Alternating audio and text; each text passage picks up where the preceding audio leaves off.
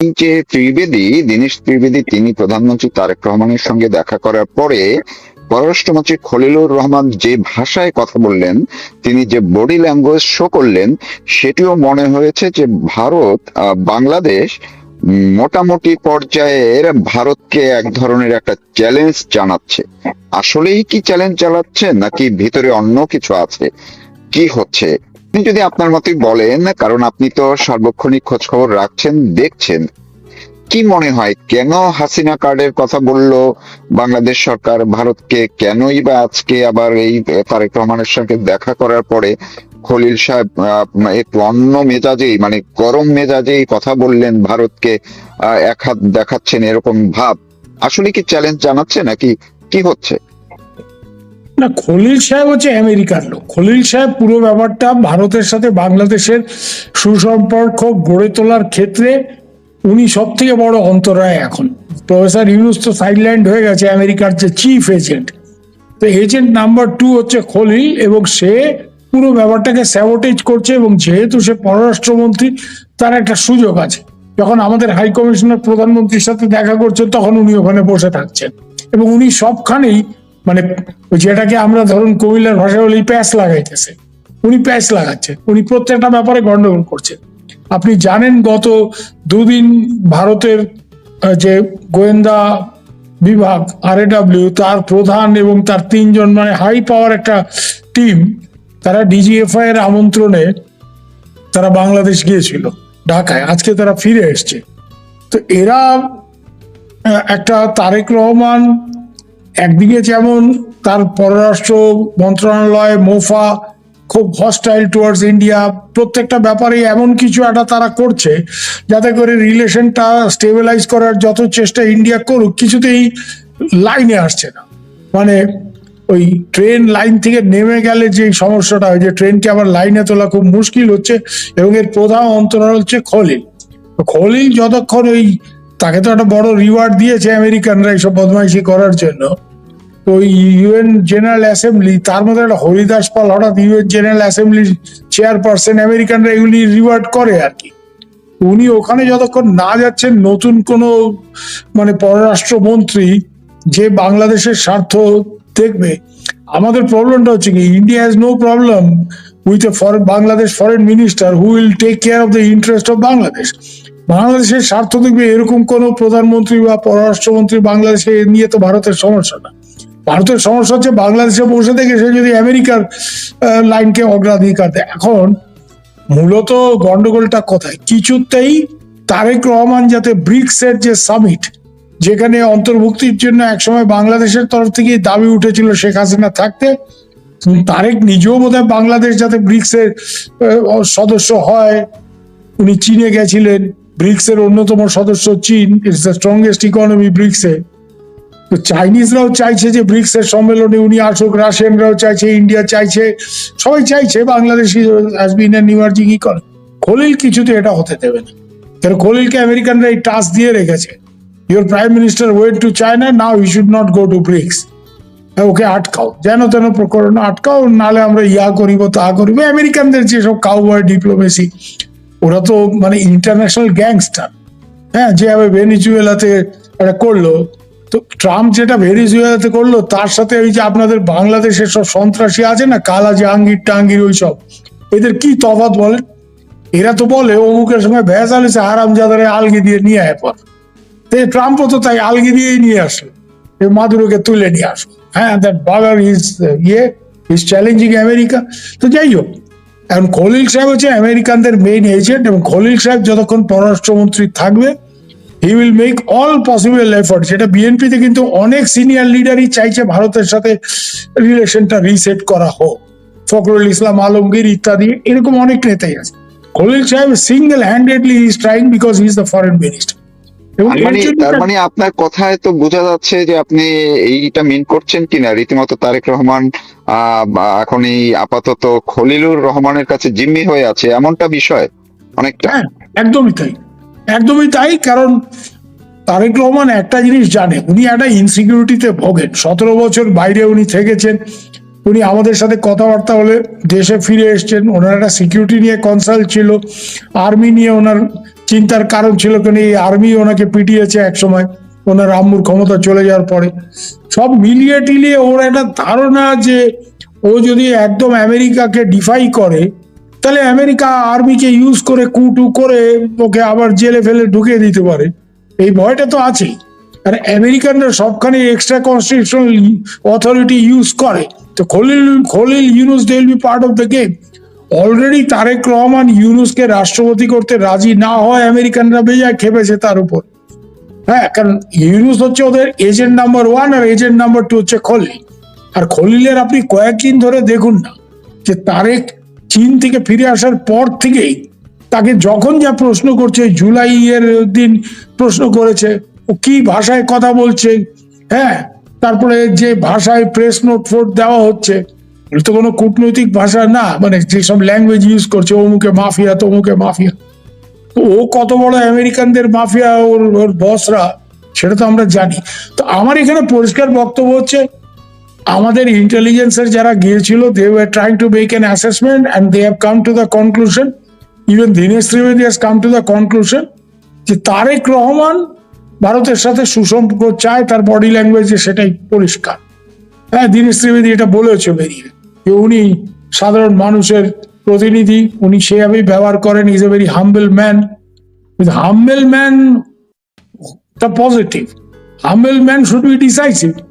Tarique Rahman is not decisive, ওনার একটা নানা রকম ইনসিকিউরিটি থেকে খলিল টলিলরা তাকে এমন প্রেশার দিয়েছে যে ও লাইন থেকে বেরোতে পারছে না। আর খলিল তো স্যাবোটেজ করছে, কারণ তারেক রহমান তো জানার আগেই সে ফরেন মিনিস্ট্রি থেকে একটা স্টেটমেন্ট দিয়ে দিচ্ছে এবং এটা করে গন্ডগোল পাকিয়ে দিচ্ছে এবং প্রেসকে ব্রিফ ট্রিফ করে মানে পুরো টেম্পারেচারটা উনি চড়িয়ে দিচ্ছে।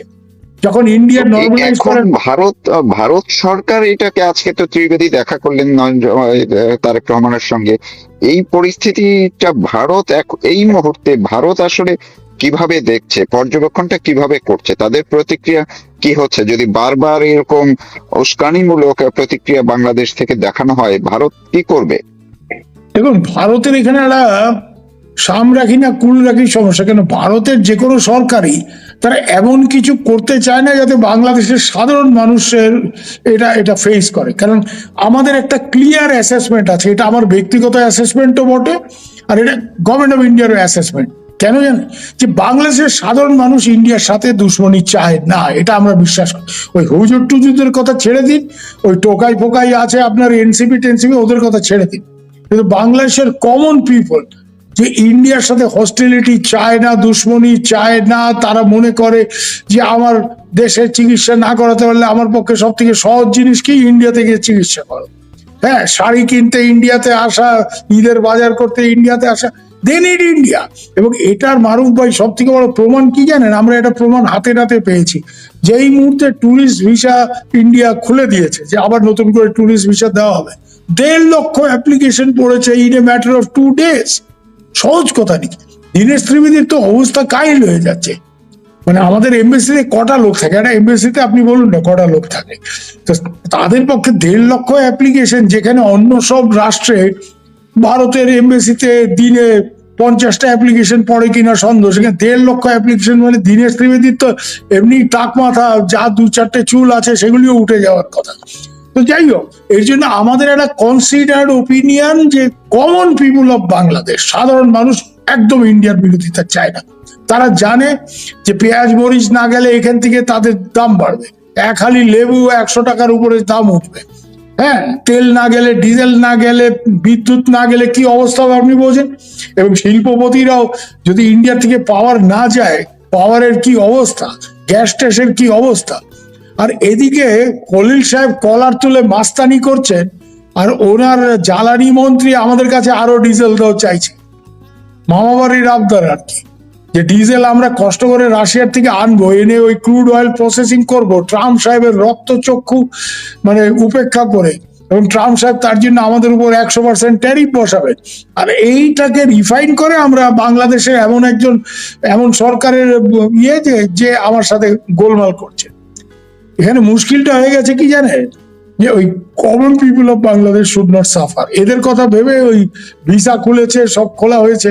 হ্যাঁ, যদিও গভর্নমেন্টের সাথে সেরকম র্যাপ্রোসমা কিছু হয়নি। এই জায়গাতে একটা লেভেলের পরে তো রিয়াকশন হয়।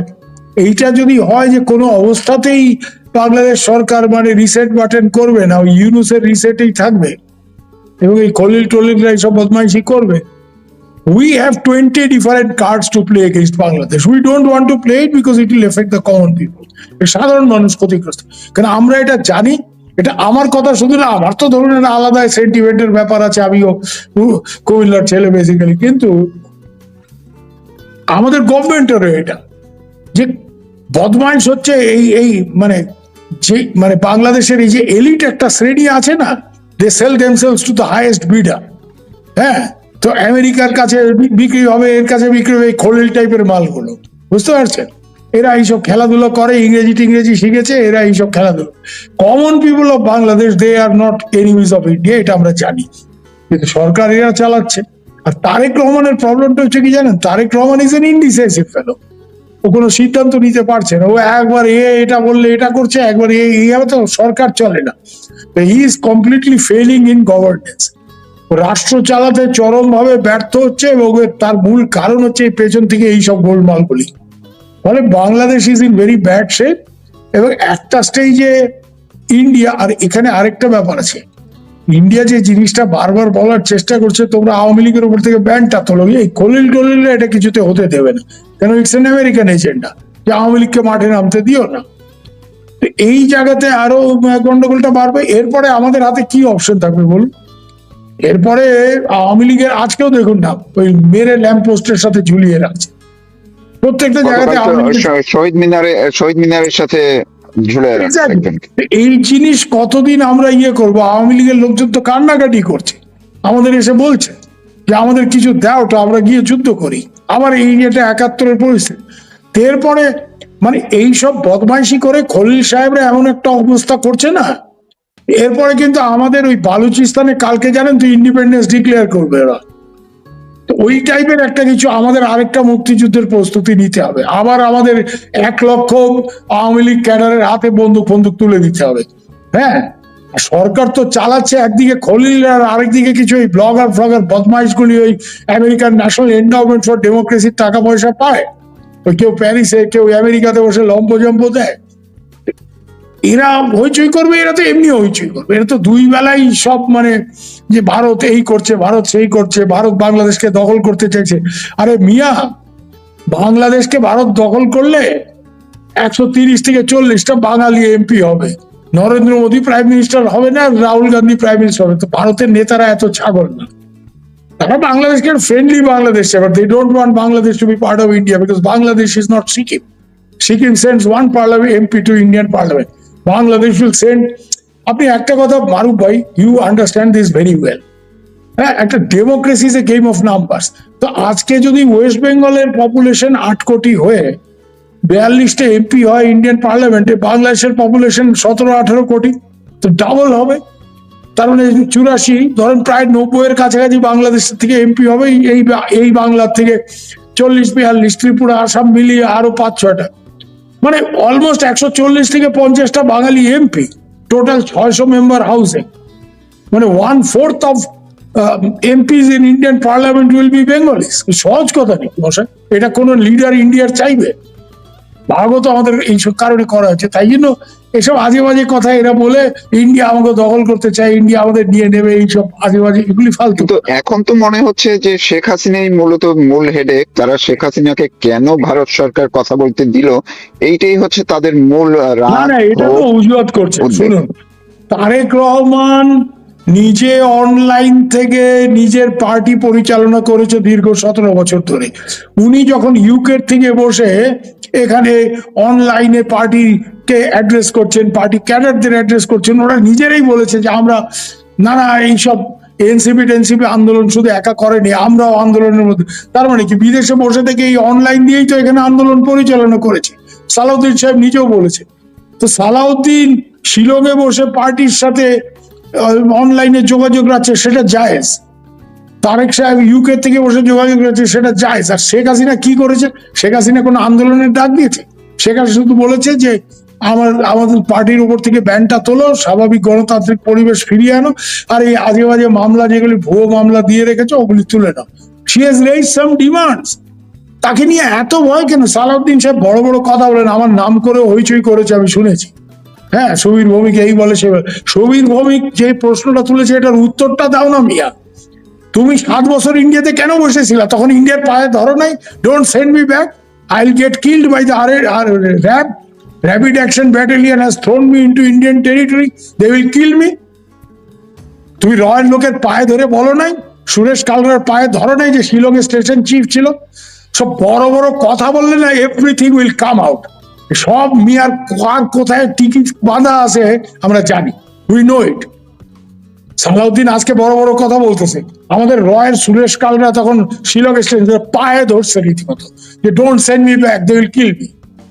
নাহলে একটা জিনিস মারুফ ভাই আপনি জানেন, ভারতে ইন্ডিয়ান ফরেনার্স অ্যাক্ট যেটা আছে, আপনি যদি ট্রেস পাস করে আমার এরিয়াতে টেরিটরিতে ঢোকেন without valid travel documents, passport visa ছাড়া, আপনার বড় জোর কত শাস্তি হবে? 6 মান্থস, 6 মাস, তারপর তো আপনাকে পুশব্যাক করে দেবে।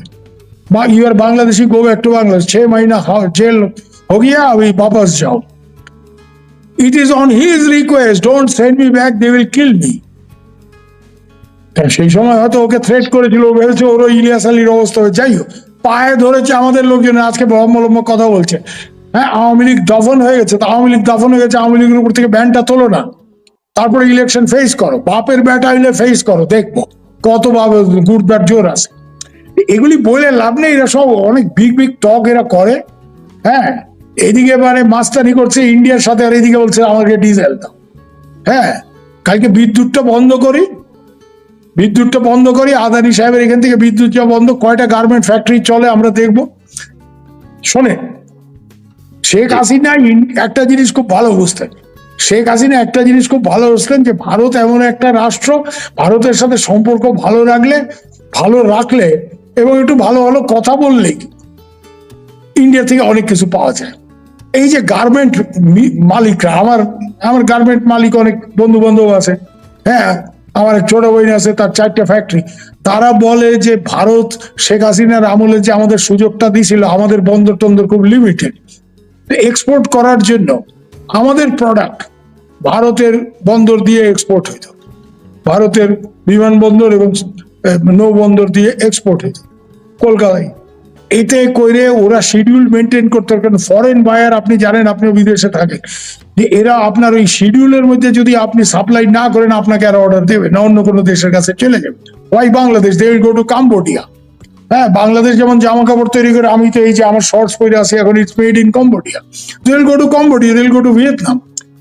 এই জায়গাতে কম্পিটিশনে টিকে থাকার জন্য export facilities, that is your port, এই ইনফ্রাস্ট্রাকচার খুব ইম্পর্টেন্ট, যেটা বাংলাদেশে ইনঅ্যাডিকুয়েট। বাংলাদেশের ইকোনমি যেভাবে গ্রো করছে সেভাবে পোর্ট ইনফ্রাস্ট্রাকচার গ্রো করে। এইসব সুযোগ সুবিধা আমরা দিতাম। শেখ হাসিনা আমাদের সাথে একটু বইনজি একটু ভালো সম্পর্ক রেখে, উনি কিন্তু বাংলাদেশের জন্য যিনি সুবিধা আদায় করার ক্ষেত্রে উনি কিন্তু she was very good at that. একটু ভালো কথা টথা বলেই মোদিকে বলবে ভাই সাহেব ইয়ে हमको कर दीजिए। তো এখন ইউনূস সাহেব এই মাস্টারিটা করে ইন্ডিয়া এটা বন্ধ করে দিছে। আপনি গার্মেন্ট মালিকদের কাছে গিয়ে খবর নিয়ে দেখেন, প্রায় মধুসূদন, যে এখন তো শুধু চিটাগাং বন্ধ, চিটাগাং দিয়ে কত জিনিস Chittagong clearly does not have the capacity. তার মধ্যে আবার এই চিটাগাং বন্দরে কাজ হবে, এই হবে, ওগুলি কি ওই কুয়েত দুবাইয়ের কোম্পানির হাতে তুলে দেবে, ডিপি ওয়ার্ল্ড শত টাকা পয়সা করার জন্য দেশ বেঁচে দেওয়া পার্টি না। বাংলাদেশের প্রবলেমটা কি জানেন? I have total sympathy for the common people of Bangladesh, they are straight and simple. এলিটটা হচ্ছে অত্যন্ত করাপ। হ্যাঁ, এই Gulshan club, Dhaka club party, এই হারাম যারা হয়েছে এরা, দে আর দ্য রিয়েল স্কাউন্ডারস। এরা খালি they know how to sell to the highest bidder. তো এখানে যাই হোক, সম্পর্কটা এখনো নর্মালাইজেশনের দিকে যাচ্ছে না, এবং চ্যানেল খোলা আছে, এখনো খোলা আছে, intelligence channel is also open. কিন্তু এই খলিলটা প্রাইমারিলি দেয়ার আর সাম ডিস্টার্বিং এলিমেন্টস, যারা এই ব্যাপারগুলি সমস্যা তৈরি করতেছে। আমি একটা প্রশ্ন একটু করতে চাই আপনার কাছ থেকে, শুনতে চাই, মানুষকে একটু শোনাতে চাই। অনেকে বলছেন যে এই খলিলুর রহমানের মতো আজকে তিনি যা বললেন, যে সাংবাদিকদের প্রশ্নের জবাবে তিনি বললেন যে আমাদের প্রধানমন্ত্রীকে তো প্রধানমন্ত্রী হিসাবে ইনভাইট করেন নাই, করেছেন বিমস্টেকের চেয়ারম্যান হিসেবে। তো যদি আরে প্রধানমন্ত্রী হিসেবে তো প্রথমেই ওনাকে ইনভাইট করা হয়েছে, সেটা তো ওরা সেটা কোনো জবাব বলেছেন, দেয়নি। সেটা বলেছেন যে সেটা ওপেন আছে, এখনো সিদ্ধান্ত হয়নি, কিন্তু ওনরা যে ইস্যুটা মানুষকে, বাংলাদেশের মানুষকে বুঝাতে চায় যে যেহেতু বিমস্টেক এই ব্রিক্স এর সম্মেলনে তাকে প্রধানমন্ত্রী হিসেবে ট্রিট করে নাই, তার মানে মোদী সরকারের অন্য কোনো হিডেন কিছু আছে। তো আপনার কাছ থেকে আমি একটু জানতে চাই যে উনি বাংলাদেশ তো ব্রিক্স এর মেম্বার এখনো হয়নি, তাকে কিভাবে বাংলাদেশকে তিনি প্রধানমন্ত্রী হিসেবে তারেক রহমানকে হোস্টরা ইনভাইট করতে পারতেন, সেটা এখতিয়ার ছিল কিনা এক। আর যদি প্রধানমন্ত্রী হিসেবে এই সিচুয়েশনের মধ্যে, ভূরাজনৈতিক এই সিচুয়েশনের মধ্যে তারেক রহমানকে ইনভাইট করাও হতো, তার কি পরিবর্তন হতো কিনা, তিনি তাতে একদম সুরসুর করে অ্যাটেন্ড করতেন কিনা, আপনি কি বলবেন? আমি একটা জিনিস আপনাকে পরিষ্কার হয়ে বলছি, এগুলি তো ইচ্ছা করে, মানে ওই বলে না যে প্যাঁচ লাগানোর জন্য লাগাইতেছে। বিমস্টেক এর চেয়ারম্যান হচ্ছে বাংলাদেশ। এই ব্রিক্স এর এটা ডিসাইডেড পারপাস যে তারা গ্রুপিংটাকে আরো বড় করবে। অরিজিনালি মারুফ ভাই, BRICS was 5 countries, B for Brazil, R for Russia, I for India, C for China, and S for South Africa। এটা থেকে আজকে 11টা গেছে, মানে এই ইন্দোনেশিয়া সব। আমরা এই যে বিমস্টেকের চেয়ারম্যান হিসেবে তারেক সাহেবকে কেন ডাকা হয়েছে জানেন? The whole idea is to get other countries of BIMSTEC, some of whom are economically doing very well, like Thailand, doing very well. Sri Lanka, which has recovered. বাংলাদেশের থেকে খারাপ অবস্থা ছিল শ্রীলঙ্কার, আজকে শ্রীলঙ্কা কতটা রিকভার করেছে, বাংলাদেশ দিন দিন আরো খারাপ অবস্থা গেছে। তো the idea of inviting Tarique সাহেব, এটার কারণটা কি? যে তারেক সাহেবকে প্রাইম মিনিস্টার হিসেবে আমরা ইনভাইট করছি, উনি মানে ওনার ফরেন অফিস এটাতে কোনো জবাব দিতেছে। তো আমরা আমরা আমাদের মানে ফরেন মিনিস্ট্রির একটা ধারণা হয়েছে যে হয়তো তারেক সাহেব এখানে দেশের মধ্যে একটা অ্যান্টি ইন্ডিয়ান একটা ইকোসিস্টেম, এটার ভয়ে ইন্ডিয়াতে আসতেছে না, বা এটা মানে কোনো নতুন করে বিতর্কে এড়ানোর জন্য আসতেছে না। So we decided to invite him as the chairman of BIMSTEC, so that he will come for a multilateral meeting. সাইড লাইনে এটা করবে, এটা করলো প্যাঁচ, এটা করলো প্যাঁচ। এখন প্যাঁচ দেওয়া যদি খলিল সাহেবের উদ্দেশ্য হয় না, we know how to deal with him. ওর আমেরিকান চাচা কিন্তু ওকে ইয়ে করতে পারবে না। We know how to deal with him. In General Assembly will make his life very difficult. কেন জানেন? ব্রিক্স এর মধ্যে 2-3টা মেজর পাওয়ার, ইন্ডিয়া থেকেও বেশি, রাশিয়া এন্ড চায়না, এবং এরা সবাই কিন্তু আজকে ট্রাম্প সাহেবের কারণে আমেরিকার সাথে একটা মানে যেটাকে আমরা কাঁচা বাংলায়, পূর্ব বাংলার ভাষায় বলি, লাগালাগির জন্য প্রস্তুত। আসো মিয়া, তোমারও বুঝে নেব। খলিল সাহেব শুধু ওই আমেরিকার দালালি করে, কিন্তু he is going to be the in general assembly and we know how to take handling. এইখানে উনি এইটা করতেছেন, মানে এইটা করলো প্যাঁচ, ওইটা করলো প্যাঁচ, এরকম একটা ব্যাপার। তোমাকে প্রধানমন্ত্রী হিসেবে তো তাকে ইনভাইট করাই হয়েছে, তো সেকেন্ড টাইম আবার প্রধানমন্ত্রী হিসেবে কেন ইনভাইট করা হবে as chairman of BIMSTEC, so that we are getting another grouping into this. এটাকে বলে পলিটিক্স অফ এগ্রিগেশন, যে you aggregate, you create, you bring more people into the grouping. Because BRICS এর এটা অ্যাম্বিশন, ব্রিক্স এর এটা decided ambition, Russia, China, ইন্ডিয়ার, যে আমরা আরো বেশি বেশি করে রাইজিং ইকোনমিদের এখানে আনবো। This will B A platform for rising economy. এবং ব্রিক্স এর কিন্তু একটা ডিজায়ার আছে, যেটা আমেরিকা ভয় পাইতেছে, এবং আমেরিকা এই গ্রুপিংটাকে স্যাবোটেজ করার চেষ্টা করছে। They are the main, one of the main agenda of BRICS is BRICS currency. We'll stop trading in dollar. তাহলে আমেরিকার যত মাস্তানি ট্রাম্প সাহেবের না হাওয়ার মতো খাওয়া হয়ে যাবে। তাদের একটা বিরাট অ্যাডভান্টেজ হচ্ছে dollar is the currency of the world. We are going to get away from that. চাইনিজরা অলরেডিটা।